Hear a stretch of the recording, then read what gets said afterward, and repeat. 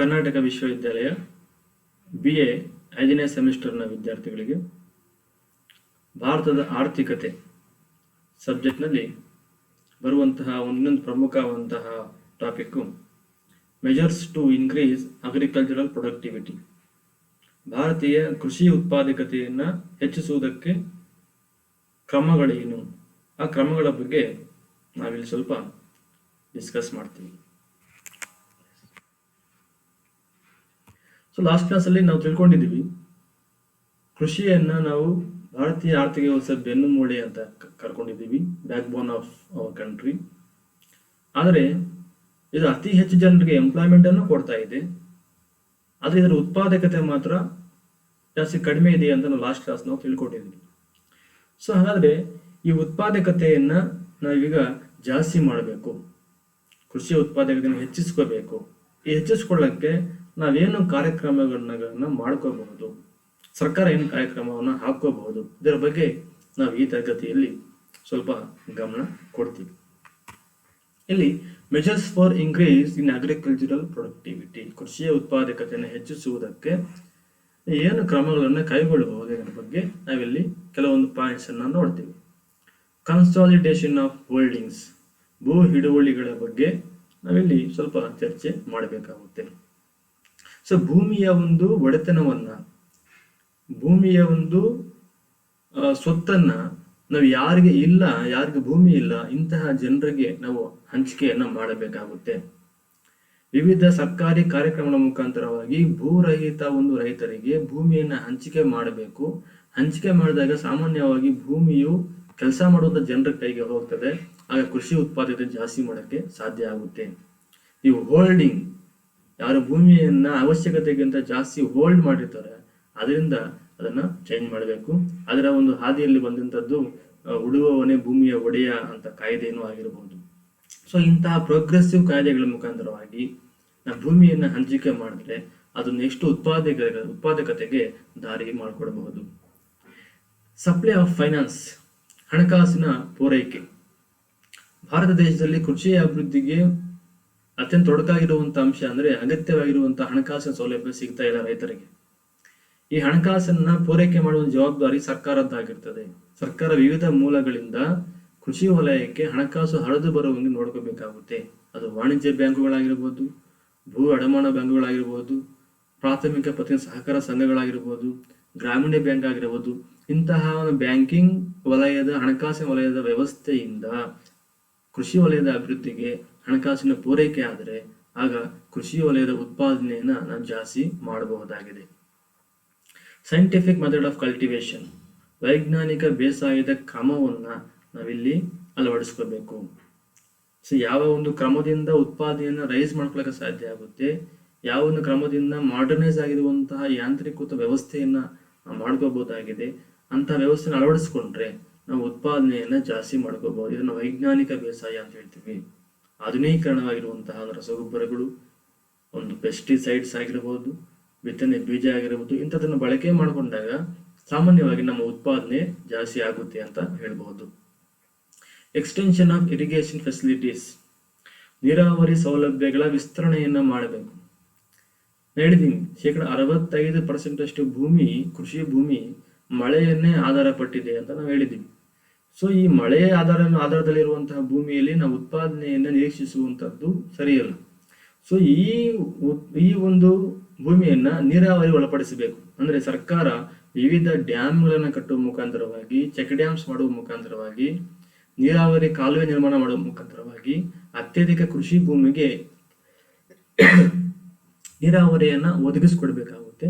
ಈ ಒದಗಿಸ್ಕೊಟ್ಟಾಗ ಈ ಕೃಷಿಯ ಒಂದು ಉತ್ಪಾದಕತೆ ಜಾಸ್ತಿ ಮಾಡ್ಕೊಳ್ಳಕ್ಕೆ ನಮ್ಗೆ ಸಾಧ್ಯ ಆಗ್ತದೆ.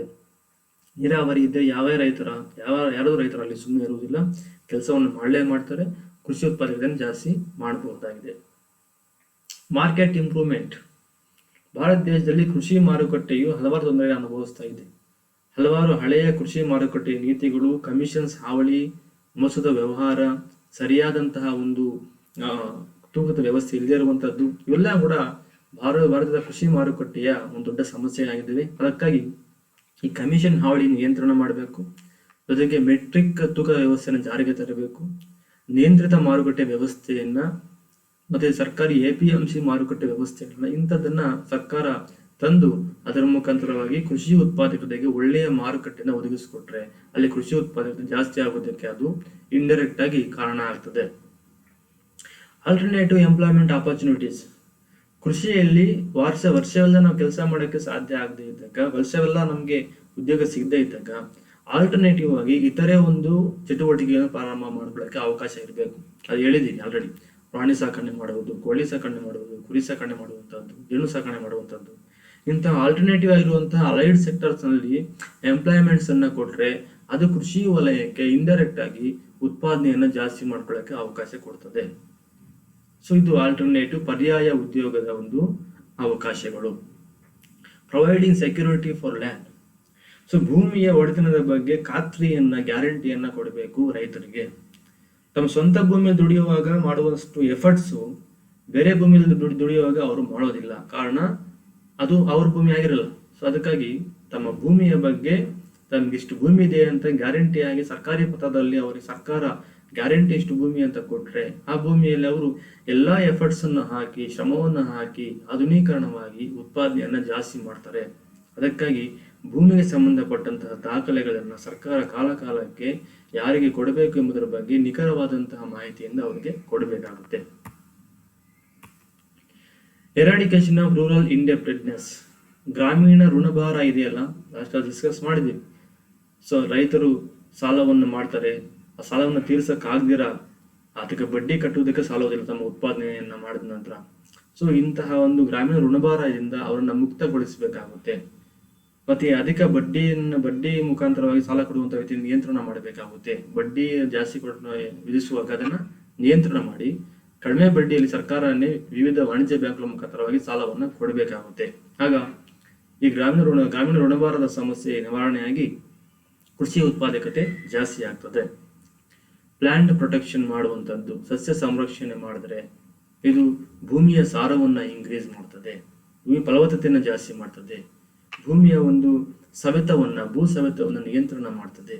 ಕೃಷಿ ಭೂಮಿಯನ್ನ ಇದು ದೀರ್ಘಾವಧಿಯಲ್ಲಿ ಅದನ್ನ ಕೃಷಿಗೆ ಯೋಗ್ಯವಾಗುವಂಗೆ ಅಲ್ಲೇ ಅದನ್ನ ಇಡ್ತದೆ ಎಂಬುದನ್ನು ನಾವಿಲ್ಲಿ ಗಮನಿಸಬಹುದು.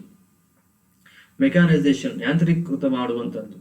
ಕೃಷಿ ಭೂಮಿಯಲ್ಲಿ ತಂತ್ರಜ್ಞಾನ, ಯಂತ್ರಗಳನ್ನ, ಆಧುನಿಕ ಸಲಕರಣೆಗಳನ್ನ ಬಳಕೆ ಮಾಡಿ ನಾವು ಕೃಷಿಯನ್ನ ಯಾಂತ್ರೀಕರಣ ಮಾಡಿದರೆ, ಮೆಕ್ಯಾನೈಸೇಷನ್ ಮಾಡಿದರೆ ಅಲ್ಲಿ ನಾವು ಉತ್ಪಾದಕತೆಯನ್ನ ಜಾಸ್ತಿ ಮಾಡ್ಕೋಬಹುದು. ಕಡಿಮೆ ಜನರಿದ್ರೂ ಕೂಡ, ಮನುಷ್ಯನ ಎಫರ್ಟ್ಸ್ ಕಡಿಮೆ ಆಗಿದ್ರು ಕೂಡ ಯಂತ್ರಗಳ ಮುಖಾಂತರವಾಗಿ ಉತ್ಪಾದನೆಯನ್ನು ಜಾಸ್ತಿ ಮಾಡ್ಕೊಳ್ಳಕ್ಕೆ ಅವಕಾಶ ಇರ್ತದೆ. ಅದಕ್ಕೆ ಇದು ಒಂದು ಕ್ರಮ ಅಂತ ನಾವು ತಗೋಬಹುದು. Development of transport and communication system. ಸಾರಿಗೆ ಸಂಪರ್ಕ ವ್ಯವಸ್ಥೆ ಮತ್ತು ವ್ಯವಸ್ಥೆಯನ್ನ ಅಭಿವೃದ್ಧಿ ಪಡಿಸಿದ್ರೆ ಉತ್ಪಾದನೆ ಜಾಸ್ತಿ ಆಗುತ್ತೆ. ಸೊ ಉತ್ಪಾದನೆ ಆಗಿರುವಂತಹ ಕೃಷಿ ವಸ್ತುಗಳನ್ನ ನಾವು ಸಾಗಾಟ ಮಾಡಕ್ಕೆ, ಸಂರಕ್ಷಣೆ ಮಾಡ್ಕೊಳ್ಳಕ್ಕೆ ಒಂದು ಉತ್ತಮವಾದಂತಹ ಒಂದು ಸಾರಿಗೆ ವ್ಯವಸ್ಥೆ ಬೇಕು, ಒಂದು ರಸ್ತೆಗಳು ಬೇಕಾಗುತ್ತೆ, ಪಕ್ಕಾ ರಸ್ತೆಗಳು ಬೇಕಾಗುತ್ತೆ. ಇಂತಹ ಮತ್ತೆ ಸಂಪರ್ಕ ಸಾಧನೆಗಳು, ಯಾವ ಸಮಯಕ್ಕೆ ನಾವು ಬೀಜವನ್ನು ಬಿತ್ತನೆ ಮಾಡಬೇಕು, ಯಾವಾಗ ಮದ್ದೊಡಿಬೇಕು, ಯಾವಾಗ ಕಟಾವು ಮಾಡಬೇಕು, ಇದ್ರ ಬಗ್ಗೆ ಮಾಹಿತಿ ಬೇಕಂದ್ರೆ ಸಂಪರ್ಕ ವ್ಯವಸ್ಥೆ ಚೆನ್ನಾಗಿರ್ಬೇಕು, ಕಮ್ಯುನಿಕೇಶನ್ ಚೆನ್ನಾಗಿರ್ಬೇಕಾಗುತ್ತೆ. ಸೊ ಈ ಸಾರಿಗೆ ಸಂಪರ್ಕ ವ್ಯವಸ್ಥೆ ಚೆನ್ನಾಗಿದ್ರೆ ಅವರಿಗೆ ಮಾಹಿತಿ ಕರೆಕ್ಟ್ ಟೈಮ್ಗೆ ಸಿಗ್ತಾ ಇದ್ರೆ ಆ ಕೃಷಿ ಉತ್ಪಾದಕತೆಯನ್ನು ಹೆಚ್ಚಿಸಿಕೊಳ್ಳಕ್ಕೆ ಸಾಧ್ಯ ಆಗ್ತದೆ. ಸಾಯಿಲ್ ಕನ್ಸರ್ವೇಷನ್ ಮಾಡುವಂಥದ್ದು, ಭೂಸಾರ ಸಂರಕ್ಷಣೆಯನ್ನ ಮಾಡಿಕೊಳ್ಳುವಂಥದ್ದು. ಸೊ ಭೂಸಾರ ಸಂರಕ್ಷಣೆಗೆ ಏನು ಕ್ರಮಗಳಿದಾವೆ ಅದರ ಬಗ್ಗೆ ಸರ್ಕಾರ ಸಂಶೋಧನೆ ಮಾಡ್ತಾ ಇರ್ತದೆ. ಆ ಸಂಶೋಧನೆ ಪ್ರತಿಫಲಗಳನ್ನು ರೈತರಿಗೆ ಮುಟ್ಟಿಸಬೇಕು. ಯಾವ ರೀತಿ ಭೂಮಿಯ ಫಲವತ್ತತೆಯನ್ನು ಜಾಸ್ತಿ ಮಾಡ್ಕೋಬಹುದು ಎಂಬುದರ ಬಗ್ಗೆ, ಮತ್ತೆ ನ್ಯಾಚುರಲ್ ಆಗಿರುವಂತಹ ಒಂದು ರಸಗೊಬ್ಬರಗಳನ್ನು ಹೆಂಗೆ ಬಳಕೆ ಮಾಡಬೇಕು, ಸೊ ಆಧುನಿಕ ತಂತ್ರಜ್ಞಾನವನ್ನು ಹೆಂಗೆ ಯೂಸ್ ಮಾಡ್ಕೋ, ಇದ್ರ ಬಗ್ಗೆ ಮಾಹಿತಿಯನ್ನು ಸರ್ಕಾರ ಕೊಟ್ಟದಾ ಇದ್ರೆ ಅಲ್ಲಿ ಭೂಮಿಯ ಸಾರ ಸಂರಕ್ಷಣೆ ಜಾಸ್ತಿಯನ್ನ ಮಾಡ್ಕೋಬಹುದಾಗಿದೆ. ಕೋಆಪರೇಟಿವ್ ಫಾರ್ಮಿಂಗ್ ಮಾಡುವಂಥದ್ದು, ಸಹಕಾರಿ ಬೇಸಾಯ ವ್ಯವಸ್ಥೆಯನ್ನು ಜಾರಿಗೆ ತರಬೇಕು. ಹಲವಾರು ಜನರು ಸೇರಿ ಎಲ್ಲ ಒಟ್ಟಾಗಿ ಬೇಸಾಯ ಮಾಡುವಂಥದ್ದು, ಬಂದಂತಹದ್ರಲ್ಲಿ ಅವರು ಅದನ್ನ ಹಂಚಿಕೊಳ್ಳುವಂಥದ್ದು ವ್ಯವಸ್ಥೆಯನ್ನು ಸಹಕಾರಿ ಬೇಸಾಯ ವ್ಯವಸ್ಥೆ ಅಂತ ಹೇಳ್ತೀವಿ. ಸಾಮಾನ್ಯವಾಗಿ ಸಮಾಜವಾದಿ ದೇಶಗಳಲ್ಲಿ, ಕಮ್ಯುನಿಸ್ಟ್ ದೇಶಗಳಲ್ಲಿ ಇದನ್ನ ಕಾಣ್ತಾ ಹೋಗ್ತೀವಿ. ಸೊ ಇಂತಹ ಪದ್ಧತಿಯಿಂದ ಇಲ್ಲಿ ಎಲ್ಲರೂ ದುಡಿಮೆ ಮಾಡಲೇಬೇಕಾಗಿರುವುದರಿಂದ ಇಲ್ಲಿ ಕೃಷಿ ಉತ್ಪಾದಕತೆ ಜಾಸ್ತಿ ಮಾಡ್ಲಿಕ್ಕೆ ಸಾಧ್ಯ ಆಗ್ತದೆ. ಇದು ಯಾವುದೇ ಒಬ್ಬ ವ್ಯಕ್ತಿಯ ಮೇಲೆ ಹೊರೆ ಆಗುವುದಕ್ಕೆ ಸಾಧ್ಯ ಆಗುವುದಿಲ್ಲ. ಸಪ್ಲೈ ಆಫ್ ಇಂಪ್ರೂವ್ಡ್ ಸೀಡ್ಸ್, ಈಗ ಡಿಸ್ಕಸ್ ಮಾಡಿದ್ದೀವಿ. ಅತ್ಯಧಿಕ ಇಳುವರಿಯನ್ನು ಕೊಡುವಂತಹ ಬಿತ್ತನೆ ಬೀಜಗಳನ್ನ ಸರ್ಕಾರ ರೈತರಿಗೆ ಉಚಿತವಾಗಿನೋ ಅಥವಾ ಕಡಿಮೆ ದರದಲ್ಲಿನೋ ಪೂರೈಕೆ ಮಾಡಬೇಕು. ಸೊ ಈ ಪೂರೈಕೆ ಮಾಡಿದಾಗ ಅದು ಕೃಷಿ ಉತ್ಪಾದಕತೆಯನ್ನ ಜಾಸ್ತಿ ಮಾಡುತ್ತೆ, ಅದು ಕೃಷಿ ಉತ್ಪಾದಕತೆಯನ್ನು ಜಾಸ್ತಿ ಮಾಡ್ಲಿಕ್ಕೆ ಸಾಧ್ಯ ಆಗುತ್ತೆ ಅಂತ ನಾವು ಹೇಳ್ಬೋದು. ಅಗ್ರಿಕಲ್ಚರಲ್ ರಿಸರ್ಚ್ ಮಾಡುವಂತ, ಸೊ ಕೃಷಿ ವ್ಯವಸ್ಥೆಯಲ್ಲಿ ಕಾಲ ಕಾಲಕ್ಕೆ ಎದುರಾಗುವಂತಹ ಸಮಸ್ಯೆಗಳನ್ನ ನಿವಾರಿಸುವುದಕ್ಕಾಗಿ, ಉತ್ಪಾದಕತೆಯನ್ನು ಜಾಸ್ತಿ ಮಾಡ್ಕೊಳ್ಳೋದಕ್ಕಾಗಿ ಏನೇನು ಅವಕಾಶಗಳಿದಾವೆ, ಅವಕಾಶಗಳ ಬಗ್ಗೆ ರಿಸರ್ಚ್ ಮಾಡುವಂತದ್ದಕ್ಕೆ ಸರ್ಕಾರ ಒತ್ತನ್ನ ಕೊಡಬೇಕಾಗುತ್ತೆ. ಸೊ ಹಾಗೆ ಮುಂದೆ ಬರುವಂತ ಸಮಸ್ಯೆ ನಿವಾರಣೆ ಮಾಡಕ್ಕೆ ನಮಗೆ ಈ ರಿಸರ್ಚ್ ಎಂಬುದು, ಸಂಶೋಧನೆ ಎಂಬುದು ನಮಗೆ ಅನುಕೂಲಕರ ಆಗಿರ್ತದೆ ಅಂತ ನಾವು ಗಮನಿಸಬಹುದು. ಇಷ್ಟೊಂದು ಕಾರ್ಯಕ್ರಮದ ಮುಖಾಂತರವಾಗಿ, ಇಷ್ಟೊಂದು ಕಾರ್ಯಕ್ರಮಗಳ ಸರ್ಕಾರ ಏನಾದರೂ ಹಾಕೊಂಡ್ರೆ ಖಂಡಿತವಾಗಿಯೂ ನಮ್ಮ ಕೃಷಿ ಉತ್ಪಾದನೆಯಲ್ಲಿ ನಾವು ಒಂದು ರೀತಿ ಉತ್ಪಾದನೆಯನ್ನ ಜಾಸ್ತಿ ಮಾಡ್ಕೊಳ್ಳಕ್ಕೆ ಜಾಸ್ತಿ ಅವಕಾಶಗಳಿದೆ ಅಂತ ನಾವು ಹೇಳ್ಕೋಬಹುದು. ಸೊ ಇದರ ಒಂದು ಸಮ್ಮರಿಗೆ ಏನು ತಿಳ್ಕೊಂಡಿದೀವಿ ಅಂದ್ರೆ, above are the measures to eradicate the problems of Indian agriculture sector and the government needs to implement some agriculture development programs. ಈ ಎಲ್ಲ ಅಂಶಗಳ ಜೊತೆಗೆ ಸರ್ಕಾರವು ಮುಂದೆ ಬಂದು ಕೆಲವೊಂದು ಪ್ರೋಗ್ರೆಸಿವ್ ಆಗಿರುವಂತಹ ಕಾರ್ಯಕ್ರಮಗಳನ್ನ ಇಂಪ್ಲಿಮೆಂಟೇಷನ್ ಮಾಡಿದರೆ ಅದು ಕೃಷಿ ಒಂದು ಉತ್ಪಾದಕತೆಯನ್ನ ಹೆಚ್ಚಿಸುತ್ತೆ ಅಂತ ನಾವು ಹೇಳಬಹುದಾಗಿರ್ತದೆ. ಇಷ್ಟು ಭಾರತೀಯ ಒಂದು ಕೃಷಿ ಉತ್ಪಾದಕತೆಯನ್ನು ಹೆಚ್ಚಿಸುವುದಕ್ಕೆ ಇರುವಂತಹ ಕೆಲವೊಂದು ಕ್ರಮಗಳು ಅಂತ ನಾವು ಹೇಳಬಹುದಾಗಿದೆ. Yes, thank you.